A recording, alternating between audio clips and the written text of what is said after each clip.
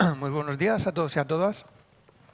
Mi nombre es Jaime López y tengo el placer de presentar y acompañaros como moderador en esta mesa de debate titulada Resituarnos en el territorio, apuntes sobre biodiversidad y nuevas culturas dentro de, como sabéis, el 8º Foro de Cultura y Ruralidades que organiza el Ministerio. Os hablo también como miembro de Arte Sostenible, una asociación cultural que impulsa proyectos que estimulan la transformación social y ambiental a través de las artes visuales y la educación. Así que para mí es especialmente importante estar aquí también porque muchos de estos temas que vamos a tratar en nuestra entidad, pues, temas de biodiversidad, cambio climático, etcétera, también los estamos llevando a cabo y yo creo que pueden ser interesantes estos planteamientos. Muy bien, voy a iniciar este debate compartiendo algunas ideas que he escrito sobre conceptos y temáticas para que hagamos una reflexión previa, entendamos un poco mejor y nos pongamos en situación sobre lo que van estos temas. El título del debate que nos propone el Ministerio, resituarse, no es simplemente mudarse ni volver a lo rural con nostalgia, es algo más profundo. Es cambiar nuestra manera de ver el territorio, nuestra manera de vincular, de crear vínculos con este entorno en el que vivimos. Y la pregunta sería, ¿por qué resituarnos, ¿no? ¿Por qué esa necesidad? Realmente el territorio durante muchos años, desgraciadamente, ha sido como objeto de explotación, ¿no? Como una especie de almacén donde bueno, lo utilizábamos, de alguna manera lo ocupábamos y realmente solo veíamos el aspecto utilitario de este territorio. Digamos que cosas muy importantes como por ejemplo pues no sé, el saber cultural de la zona, por ejemplo también las tradiciones que había, bueno, las relaciones con otras especies, los ritmos naturales, realmente se despreciaban de alguna manera.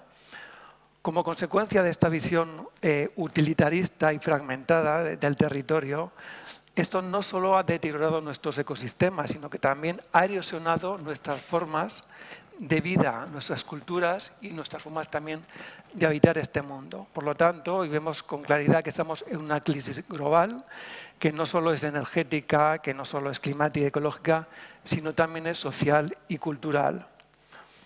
Y en este contexto de emergencia climática, que es una realidad que es incuestionable, aunque algunos y algunas la cuestiones, es muy importante el impacto que hay en la pérdida acelerada de biodiversidad, sobre todo provocada por el cambio climático, el calentamiento global, el aumento de la temperatura, que como sabéis el año pasado ya se superó el 1,5 grados en el planeta, y los fenómenos meteorológicos extremos de toda índole, bueno, inundaciones, desertificación, etcétera.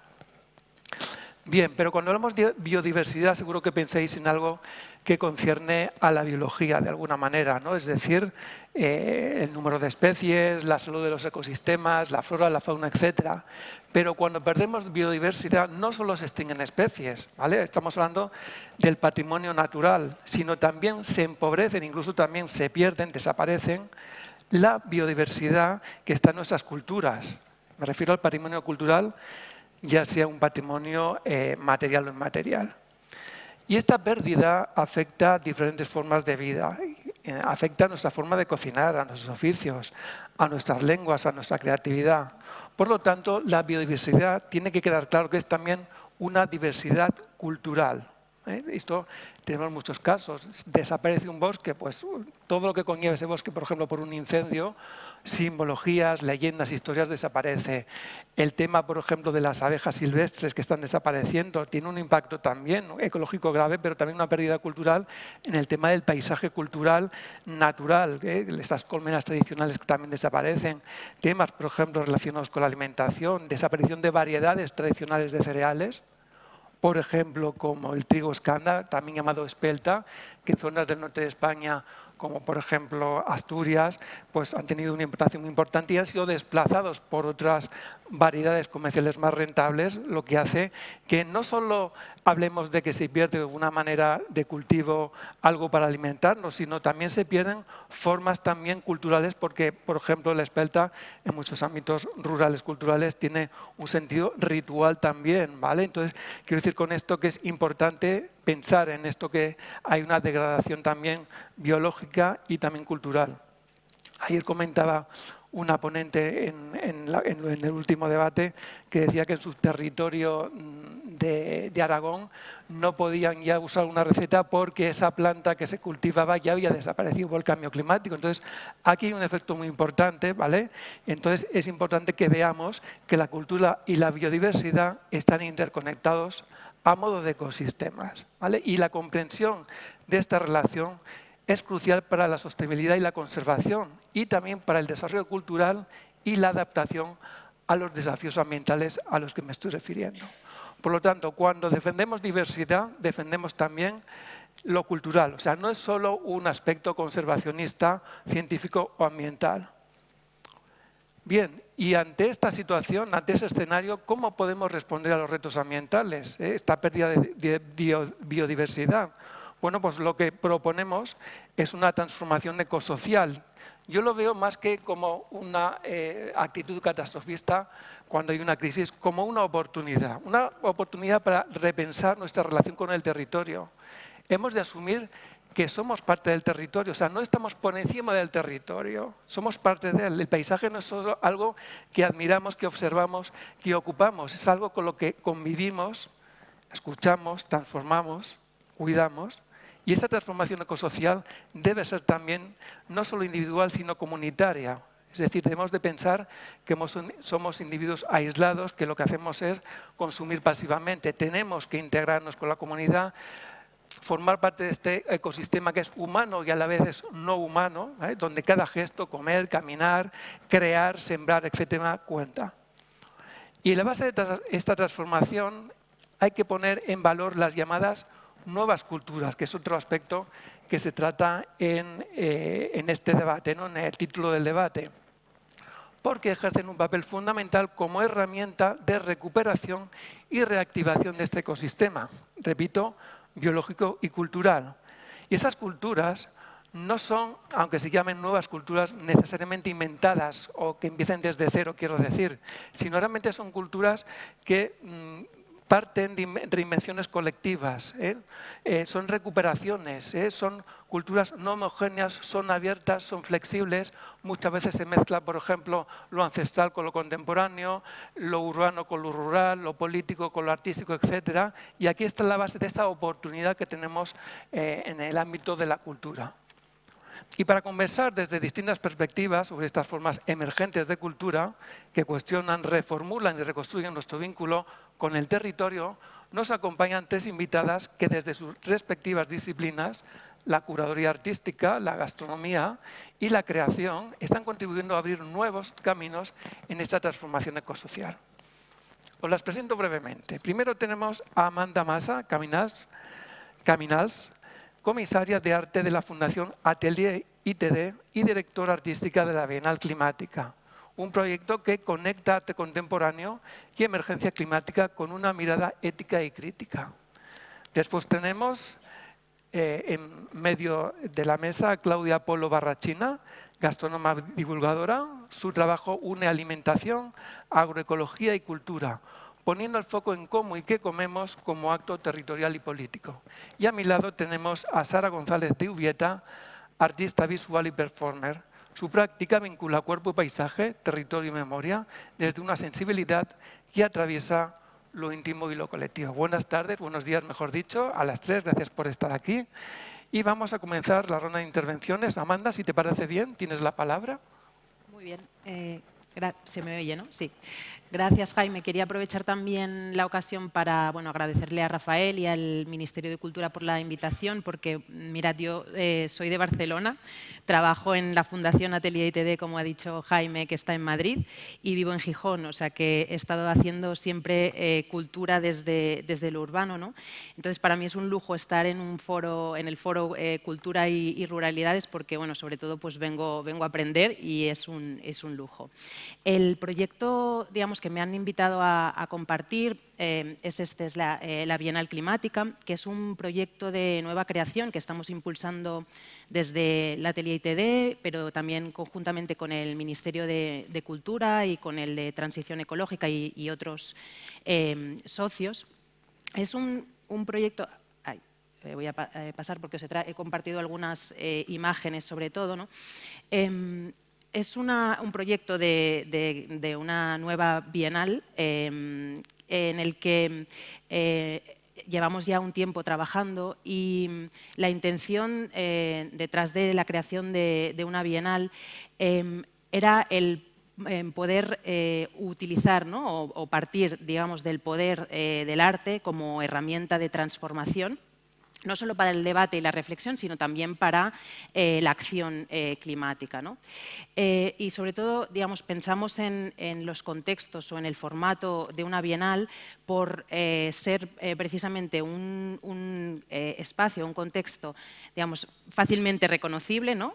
Por distintos agentes y que nos permitiera generar un contexto de colaboración con, pues a distintos niveles, con distintas organizaciones, con distintos sectores y que nos permitiera también generar esa visión compartida, ¿no? de cómo el arte, cómo la cultura pueden ayudar a incidir en transiciones ecológicas y cómo pueden contribuir a que esas transiciones ecológicas que ya están sucediendo sean algo más justas, ¿no? Pero también esta bienal surge está muy conectada a una reflexión que nos acompaña desde el inicio, y es que somos muy conscientes, digamos, de la discrepancia que hay entre estos dos términos, ¿no? Entre bienal y clima, ¿no? Y del impacto, del grandísimo impacto que muchas bienales tienen, o al menos los modelos más tradicionales tienen, no solo a nivel ambiental, ¿no? en los ecosistemas, sino también a nivel social, ¿no? Está conectado, pues, estos modelos muchas veces a modelos de turistificación masiva,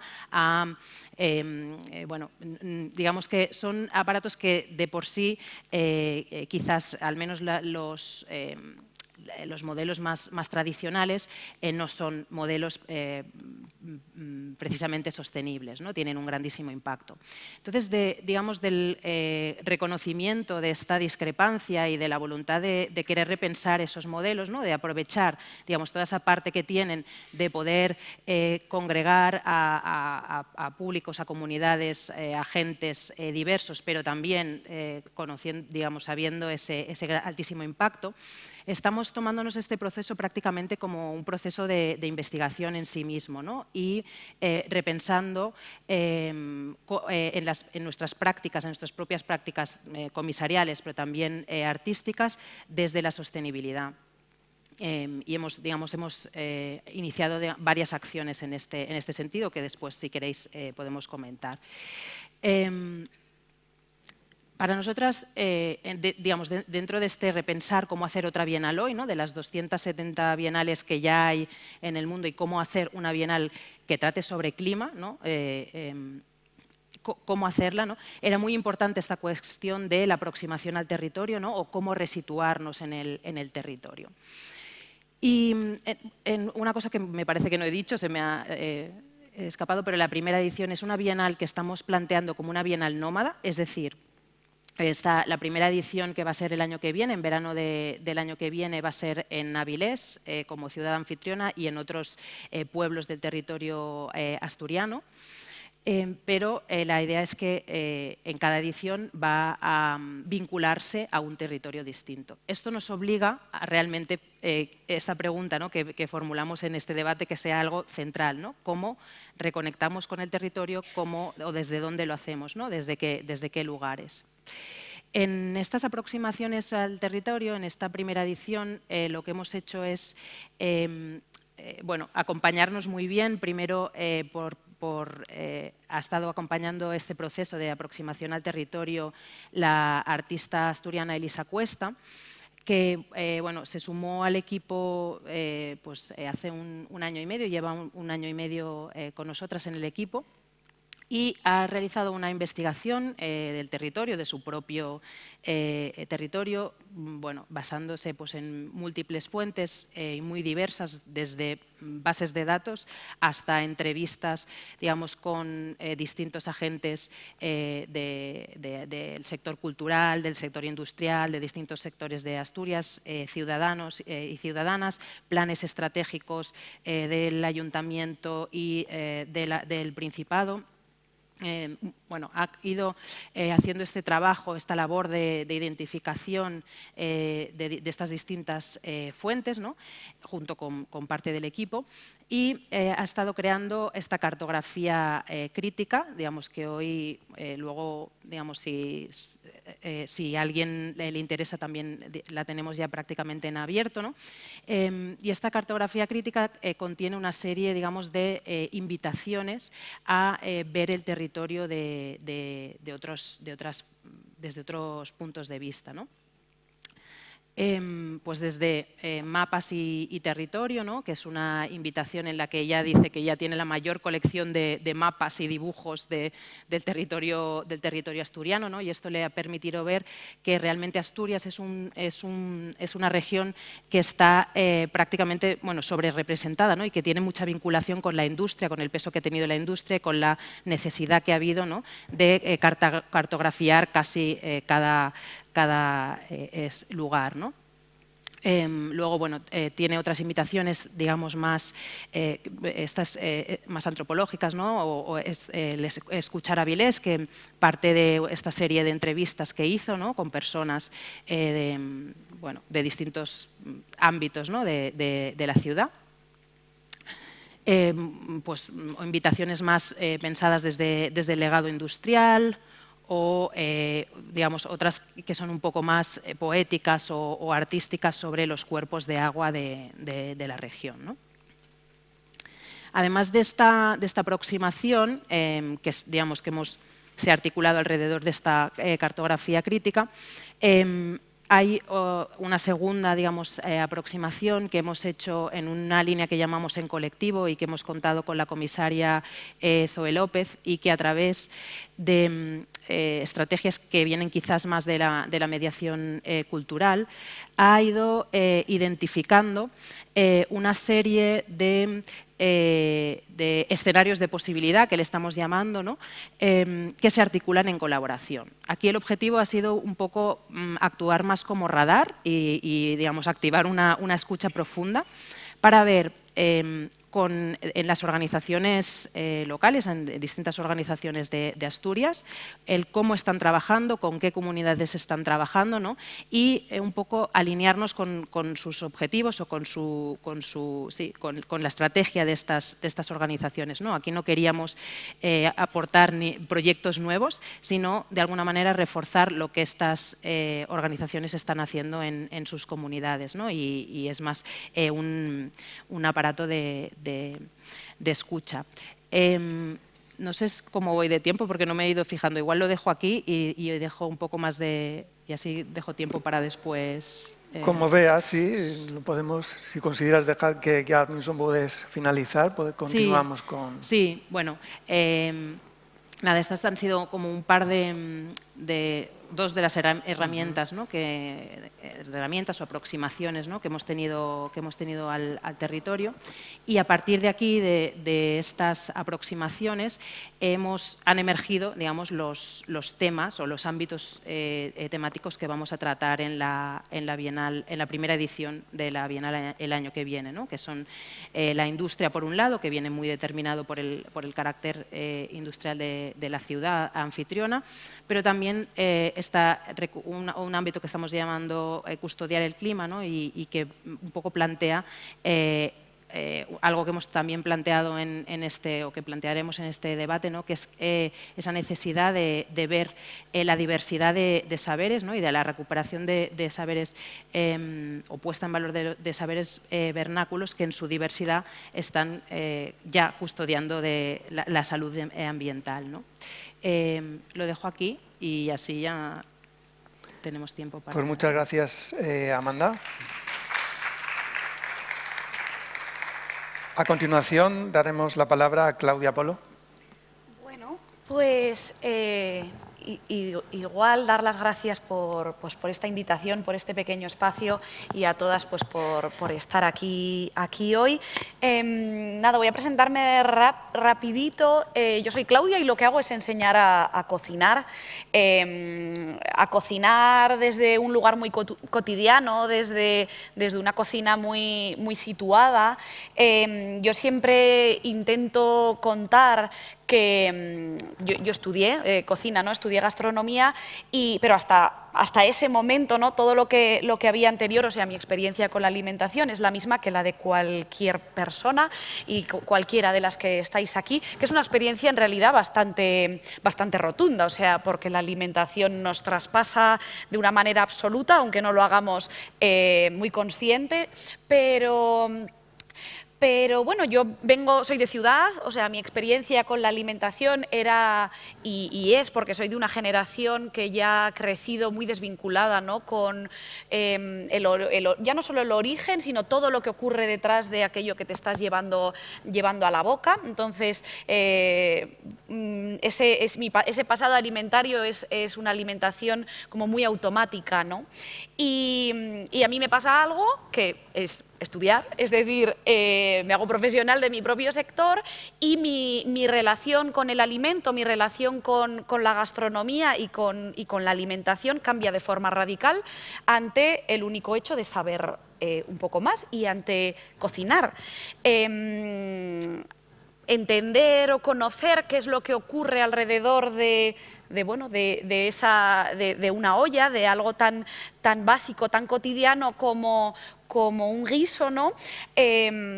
Bueno, hace que de alguna manera sienta cierta responsabilidad de decir, bueno, ¿cómo podemos hacer que esa generación o ese lugar que yo ocupaba antes sea capaz de encontrar esta relación que a mí me ha brindado pues, saber cocinar, ¿no? En un mundo o en una situación donde ese conocimiento que de alguna manera ocupaba cierto lugar en el aire de las cocinas cotidianas, en el momento en el que esto ya no está aquí, aparece la pregunta de cómo hacemos para que este conocimiento llegue de nuevo a unas personas que de alguna manera no lo tienen en sus hogares o ya no acceden a él de la misma manera.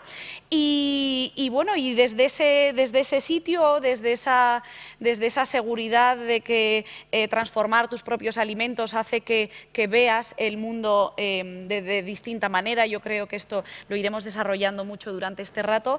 Pues empiezo un proyecto que se llama Soul in the Kitchen y desde ahí pues sí, intento dar pequeñas herramientas. Picar alimentos, sofreírlos y luego comerlos es un proceso muy sencillo, pero que desencadena muchas reacciones, ¿no? Y que genera como cosas muy chulas en la cabeza cuando lo haces consciente. Y en esas estoy, y yo creo que vamos a tocar un poquito esto durante este ratito que tenemos, y aquí me quedo, yo creo. Perfecto, muchas gracias.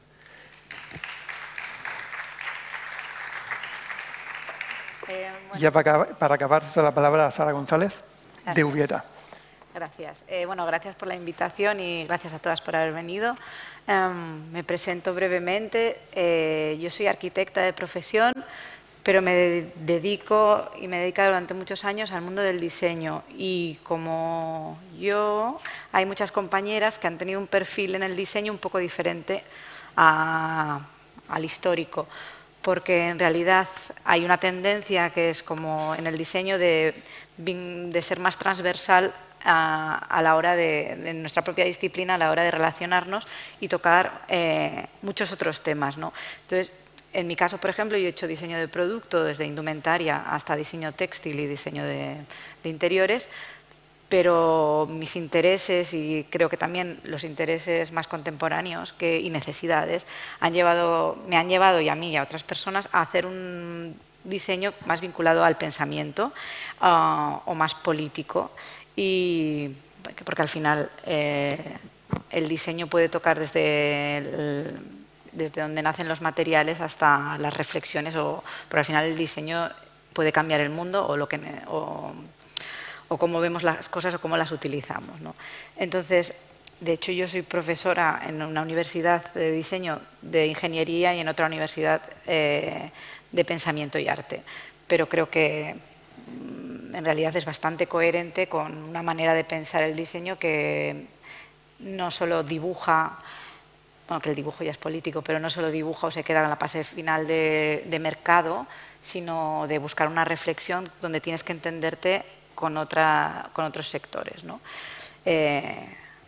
Y bueno, yo específicamente estoy muy vinculada al diseño de materiales y empezar el proyecto desde la cuestión de la agencia del material, que esto quiere decir trabajar con materiales que obviamente no son extractivos, son regenerativos, los puedes cultivar, entender cómo se cultivan y trabajar con otros sectores, o trabajar con los desechos de un sistema como oportunidades para otro nuevo sistema, ¿no? Trabajar con el desecho. Y quería explicar brevemente un proyecto que quizás puede entender como un perfil de diseñador trabaja en estos nuevos materialismos, que es un proyecto que empecé en el año 2003, que se llama Garba, que cuenta con el apoyo de la Fundación Daniel y Nina Carasso, que de hecho tiene una parte vinculada a la gastronomía y otra parte vinculada a los componer saberes, que es trabajar en comunidad. Y se llama Garba, lo trabajo con un compañero que se llama David Estue, que es artista, y un comisario de arte que se llama Marc Navarro. Y los tres tenemos un proyecto que finalizará de aquí poco en el Delta del Ebro. Y la manera de trabajar que hemos tenido en el Delta del Ebro, por varios motivos lo hemos hecho allí, pero bueno, no entra en el caso. Lo que hemos hecho es, lo primero de todo, es vincularnos con los agentes agrícolas del lugar. Entender cuáles son los procesos y los sistemas de producción del delta, cuál es la situación climática de emergencia y lo que supone, porque realmente en el delta del Ebro, como pasa en muchos deltas, es un sistema muy frágil donde los cambios son visibles de un año a año, ¿no? Y hablando con los sistemas, como es curioso ver cómo los agentes de allí, del territorio, entienden que no hay un futuro y todas las acciones que planean son para una inmediatez. Entonces, entender cuáles son los desechos, qué se están haciendo con esos desechos materiales, qué culturas generan estos materiales. Quizás deberíamos dejar de hablar de desecho y pensar en las oportunidades que significa un sistema con otro, ¿no? Que es la economía circular. Y de ahí intentar, primero de todo, entendiendo la manipulación de estos materiales y las oportunidades, hemos realizado talleres con las escuelas de arte y de diseño para hacer pruebas. Las hemos llevado, hemos hablado con arquitectos también, en plan, mira, prueba este hormigón que con la cáscara del arroz, mira el calcio de los cementerios que hay de todos los moluscos de las plantaciones que hay allí, qué se puede hacer con todo este calcio que al final es gratis y es nuestro, es de todos, el desecho es de todos, ¿no? Y poder meterlo en otra cadena de producción a través de la mirada del artista y el diseñador para acompañarlo. Y este ejemplo que ha sido muy trabajar desde el lugar y de manera transversal, es un poco que quería comentarlo porque es como un ejemplo que creo que es una nueva línea con la que yo comparto del diseñar o de la creación artística. Y ya lo dejo aquí. Pues muchas gracias, Sara. De hecho, lo que contabas enlaza, bueno, hay una exposición seguramente que conoces en Barcelona, en el Museo del Diseño. Ha habido, bueno, una exposición que es permanente de la colección Math Matters. Tengo unas piezas. Ah, tienes unas piezas, mira, sí. Casualmente, sí. Que trata sobre todo que estás hablando una reflexión sobre la extracción no sostenible de materiales, pues, todo lo que estabas hablando que es genial, ¿no? Sí. Pues muchas gracias a las tres por las intervenciones y ahora vamos a pasar a una ronda a una ronda de preguntas para abrir un diálogo entre las tres, un diálogo cruzado. Y la primera pregunta que os quería formular es ¿qué papel pensáis que juega lo local en los procesos culturales que planteáis de diferente ámbito, ¿no? Hemos dicho creativo, diseño, curatorial y gastronómico, ¿no? ¿Y cómo se conecta todo esto con una ética o mirada global? Aquí incluso podéis hablar de temas de lo autóctono, esa tensión entre lo autóctono, lo universal, lo rural, lo urbano, etcétera, porque incluso los cuatro que estamos aquí venimos del mundo urbano, ¿no? Y estamos hablando también de lo rural. Entonces me parece una cuestión interesante para plantear.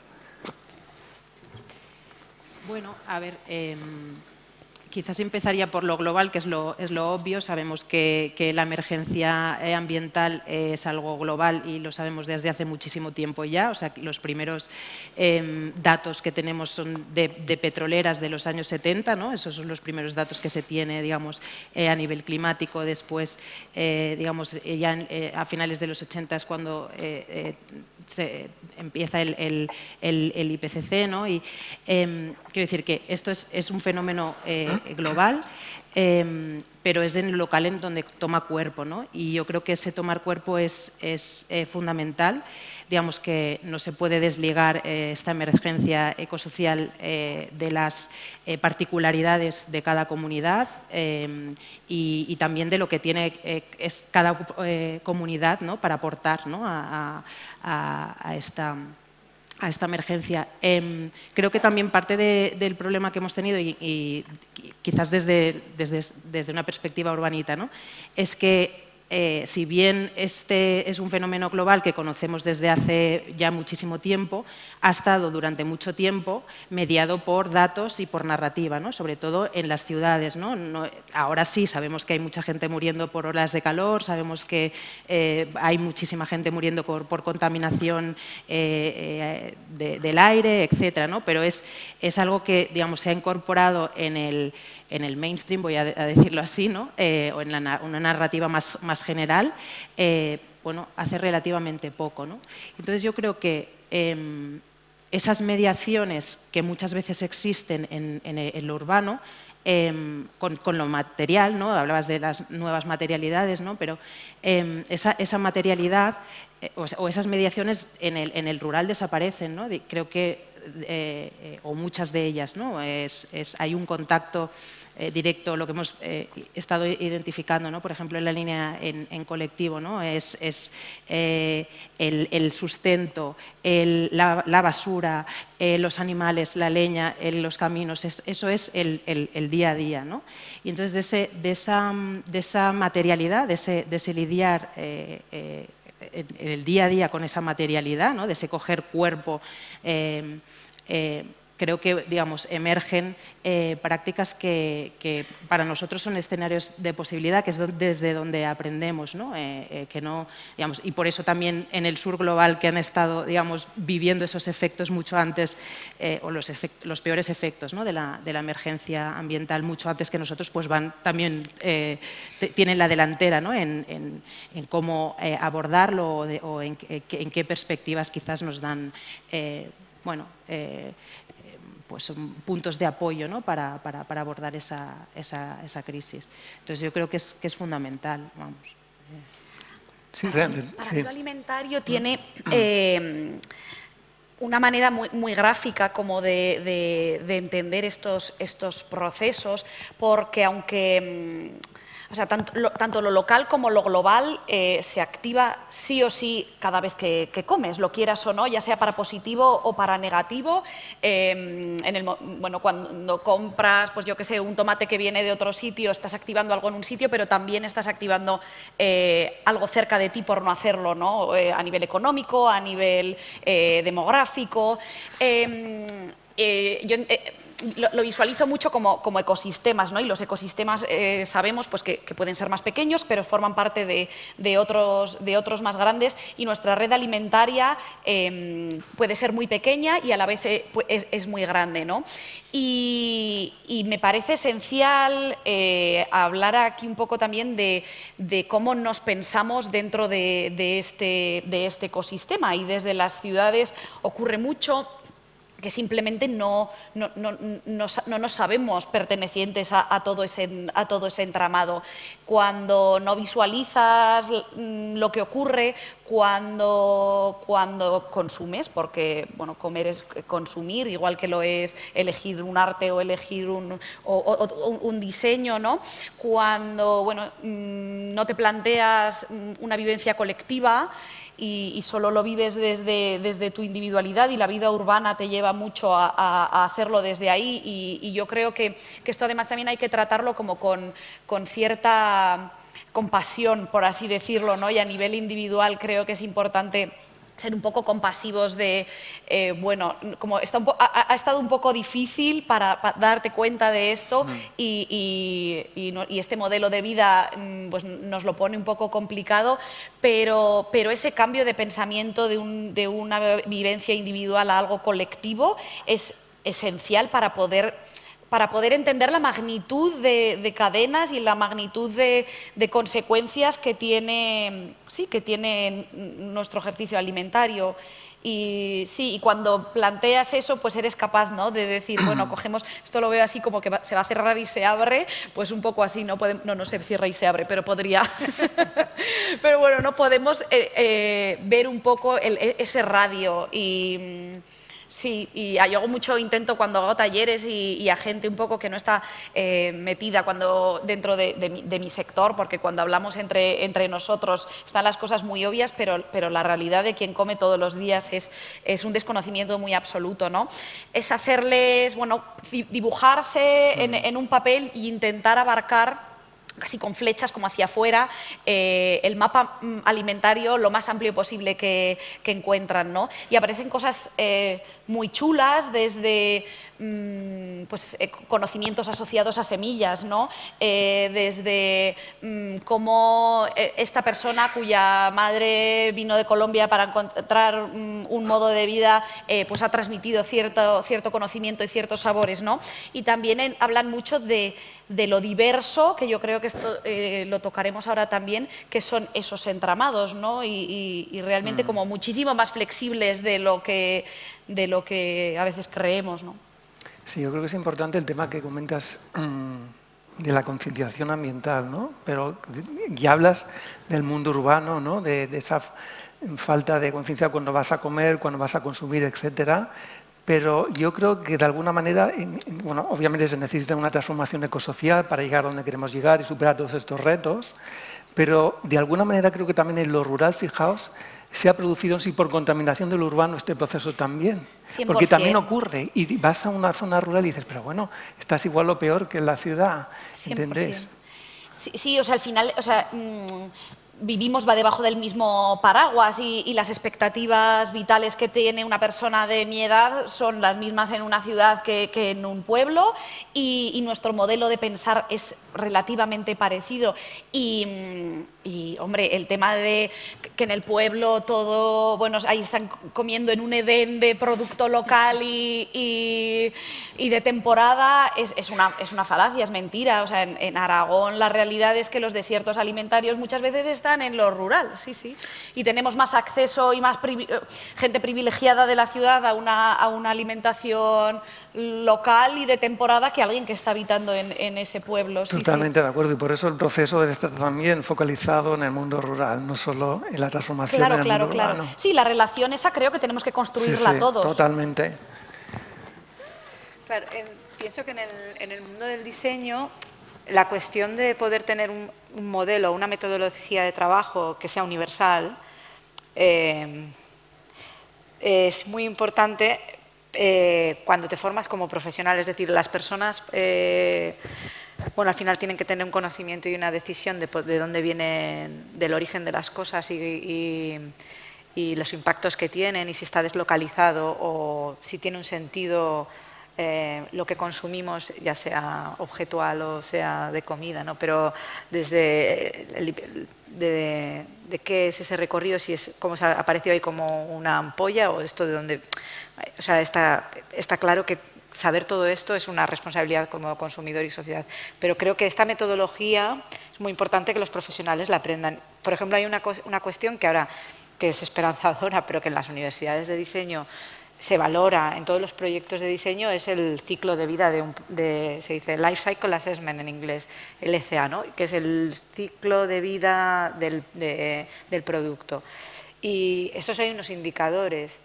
No podrá aprobar tu proyecto y no podrás desarrollar una carrera, porque esto está realmente está puedo decir que está establecido y que funciona así, si tú estos indicadores no los cumples. Y estos indicadores obviamente pasan por dónde vienen los productos. Es decir, antiguamente cuando yo estudié arquitectura, o sea, hablando en el año 2000, y esto es hormigón y esto es madera. O sea, como utilizábamos unas palabras súper generalistas y el origen de los materiales y las implicaciones que tenían de los materiales eran súper limitadas. Esto, yo quiero decir que el paradigma ha cambiado radicalmente, que ahora vas a cualquier escuela de diseño y eso no es suficiente como para poder justificar un proyecto. Y creo que eso es muy positivo porque no solo sirve, porque cuando las personas tienen que tener esa responsabilidad también entran en juego cuestiones económicas, ¿no? Y es así, y una cuestión de educación, pero también económicas.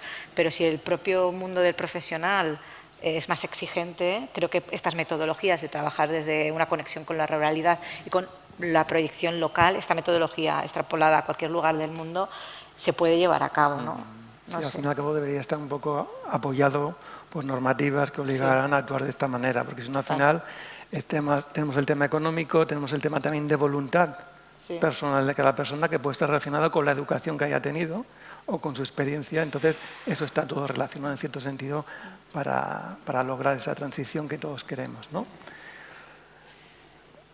Luego también quería preguntaros sobre qué alianzas creéis que podrían ser necesarias entre sectores, cualquier sector, puede ser el arte, la gastronomía, la educación, la ciencia, la comunidad, etcétera, para sostener esta transición ecosocial. O sea, porque realmente en este ámbito de actuación comunitario tenemos que, ¿no?, interactuar entre todos y todas para lograrlo. Entonces, venís de diferentes ámbitos, sectores, ¿cómo podía estar todo? Por ejemplo, si me ocurre, ¿no?, gastronomía, diseño, no sé.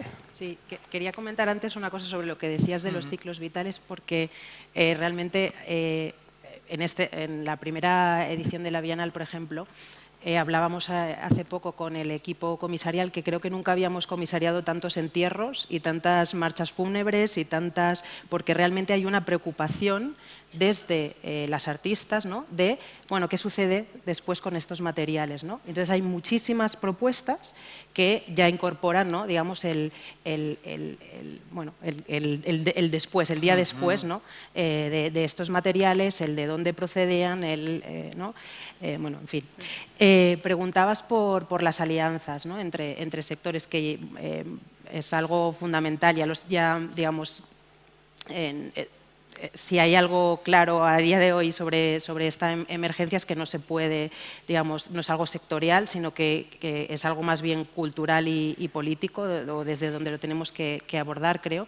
Y yo creo que ahí hay algo interesante en el papel que puede jugar el arte, que es justamente de articulador de esta interdisciplinariedad, de esta conexión entre sectores y entre agentes que quizás habitualmente no conectarían, ¿no? Entonces, digamos, nuevamente, ¿no?, las artistas ya van, digamos, yo creo, un paso por delante, ¿no? Y al menos muchísimas de las artistas con las que trabajamos ya están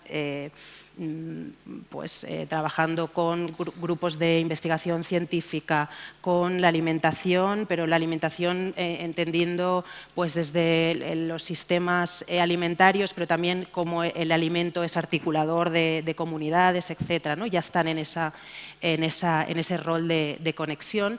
Entonces yo creo que nuestra función, o desde lo que intentamos hacer nosotras, ¿no?, desde el comisariado de la Bienal, es quizás fortalecer esos contextos, ¿no?, en los que estas artistas que ya van por delante puedan ejercer mejor ese rol de conexión, ¿no? Pues, por ejemplo, hemos lanzado unas residencias artísticas con la Agencia Estatal de Meteorología y con el Instituto de Transición Justa, pero también en esta línea de alimentación, digamos, lo que queremos es que pueda haber un contexto en el que no solo se puedan desarrollar los proyectos artísticos, sino que se pueda articular comunidades, ¿no?, alrededor de estos proyectos, ¿no? Entonces, bueno, creo que es un poco estar ahí para sostener esas prácticas que ya están conectando, ¿no?, saberes. Sí,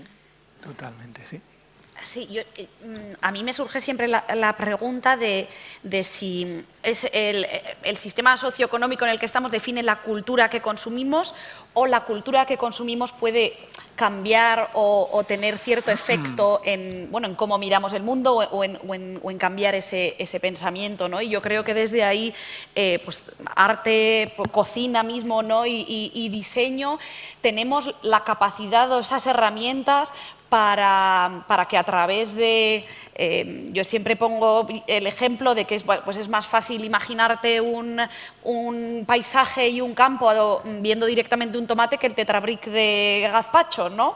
Pues lo mismo a través de una pieza construida basada en ciertos valores, ¿no? Entonces yo creo que la transversalidad está en esos valores, en esa filosofía, en ese objetivo de cómo podemos darle esa vuelta o activar esas pequeñas palancas para que alguien, bueno, decida transformar un poco su manera de estar, ¿no?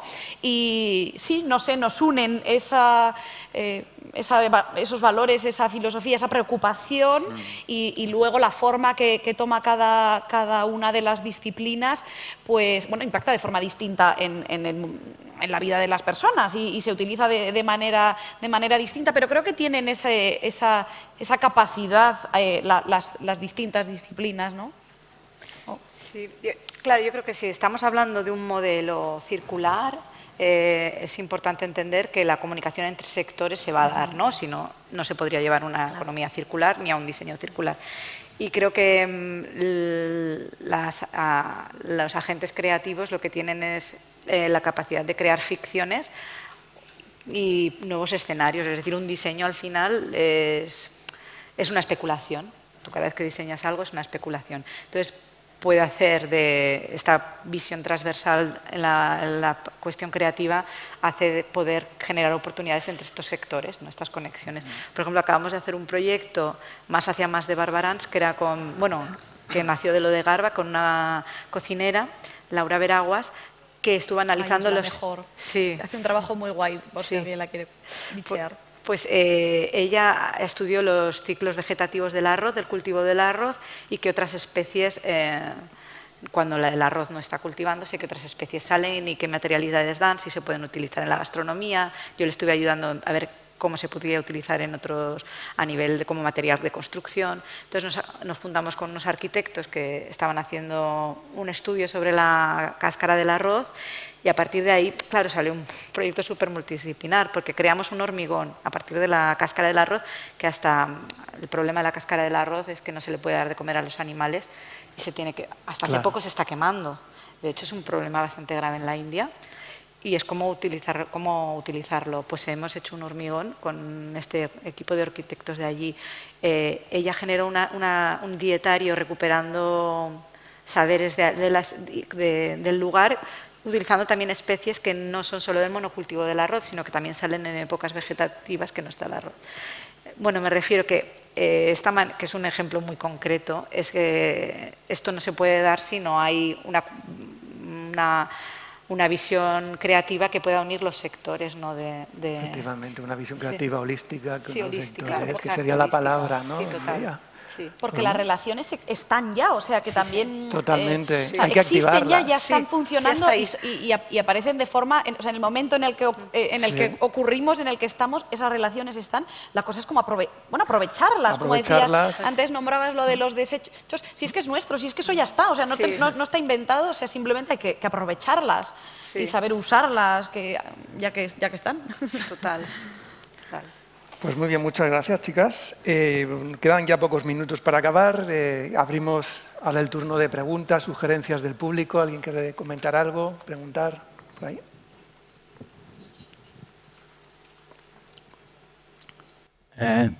Thank you very much. Muchas gracias.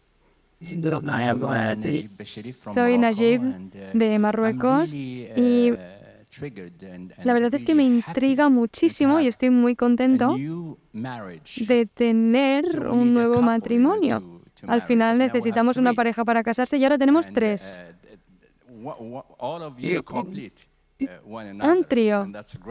Os complementáis muy bien entre vosotras y eso es maravilloso. Las 3 intervenciones están muy relacionadas y al final abre la esperanza Y tenemos pensamiento positivo a la hora de lidiar con el cambio climático y a la vez las amenazas y los miedos están ahí.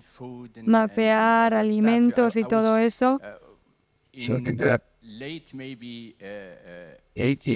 A finales de los 80, principios de los 90, fue una de las personas más famosas en Marruecos, yo creo, que estaba en contra de ese mapeo. Y en aquel momento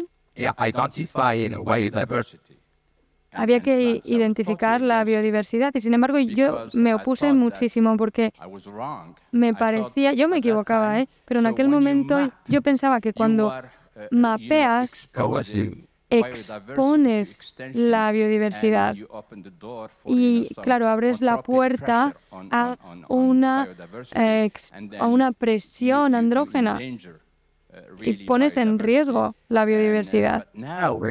Sin embargo,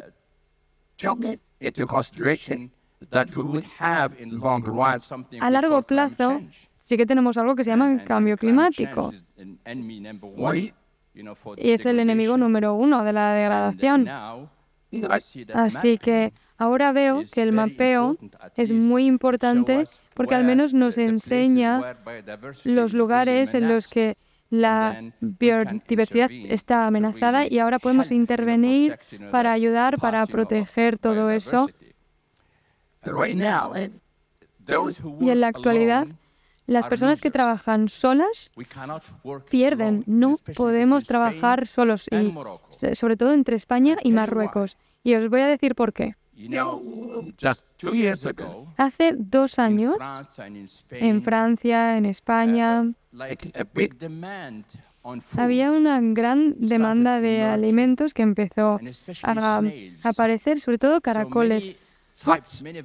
Hay diferentes variedades de caracoles en Francia y también en España. Eso se ha degradado. Entonces necesitaban ayuda, necesitaban una solución. ¿Cómo podemos utilizar los caracoles en la industria alimentaria en España? Y en las zonas rurales, hemos hablado mucho de las zonas rurales, quienes recolectan los caracoles son mujeres. Entonces se descubrió, yo trabajé muchísimo y vi cientos y cientos de mujeres recogiendo caracoles.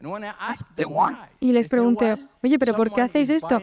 Me dijeron, es que nos lo están comprando. Se llevan los caracoles a España para la industria. Ahora, en Marruecos, eso ha tenido un impacto horroroso. Ahora hay zonas en las que ya no quedan caracoles. Entonces, la comida es muy importante para todos. Y os voy a contar un chiste. Estuve en Nueva York, me invitaron a ir ahí a Nueva York y me dieron una planta. Me dijeron, mira, esto es muy importante para nuestra dieta. ¿Lo tenéis en Marruecos? Y dije, pues no sé, voy a probar. Así que la probé y estaba muy amargo. Dije, sí, pero esto es para los animales, no para los humanos. Y claro, en la alimentación parece que hay como una competencia entre los humanos y los animales. Entonces, claro, a mí me da miedo que igual a largo plazo vamos a abrir la puerta a una gran industria alimentaria como tenemos ahora las grandes farmacéuticas que controlan, por ejemplo, las plantas medicinales. Eso es lo que a mí me da miedo. En Marruecos decimos que cuando un marroquí quiere comerse una planta le ponen un nombre. Sin nombre, si la planta no tiene nombre, no se la comen. Es como protegerla. Ahora, cuando le damos un nombre, a la vez la amenazamos, la exponemos a la extensión. Entonces, No sé si hay alguna forma de proteger esa biodiversidad como la fuente de los alimentos, pero a la vez limitar la degradación. ¿Hay algunas herramientas, algún mecanismo para garantizar que la biodiversidad que tenemos ahora aquí esté también a disposición de las futuras generaciones? En mi ciudad de origen, la primera operación cerebral que se hizo en Marruecos, en mi zona, se hizo ahí hace 11.000 años. Y la persona sobrevivió, la persona a la que se operó, y la Universidad de Oxford y otras universidades españolas siguen investigando. Y hay una cosa que les extrañó muchísimo.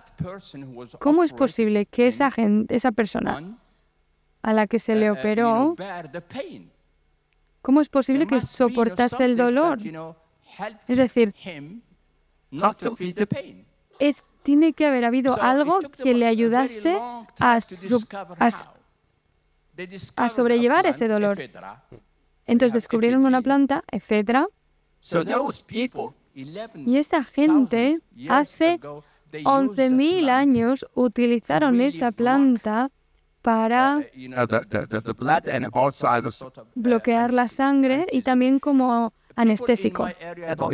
Las personas de mi zona no la conocen, porque claro, son analfabetos. Pero saltó a las noticias, con lo cual, de repente, todo el mundo tenía sus ojos puestos en esa planta mágica. Así que a veces el analfabetismo es nuestra herramienta para proteger la biodiversidad, porque cuanto más profundizamos en la biodiversidad, con un enfoque muy avanzado e intelectual, cuanto más nos profundizamos, más exponemos nuestra biodiversidad a la extensión y sobre todo al cambio climático. Y como decía, me pregunto si hay alguna alianza. Bueno, yo creo que sí, debemos trabajar en alianzas para poder saber cómo utilizar todo eso, pero no abusar. Muchas gracias. Bueno, gracias por su intervención, su reflexión. Sí, desde luego el tema de la biodiversidad pues también está vinculado al tema de la producción de alimentaria, también con la justicia climática en el planeta, y bueno, pues se pueden obviamente establecer y se deben establecer conexiones, sinergias entre diferentes territorios, España, Marruecos, etcétera, para solventar estos problemas. Creo que ya no tenemos más tiempo para preguntas. Os agradecemos que habéis estado aquí presentes y que seguís disfrutando del foro. Muchas gracias.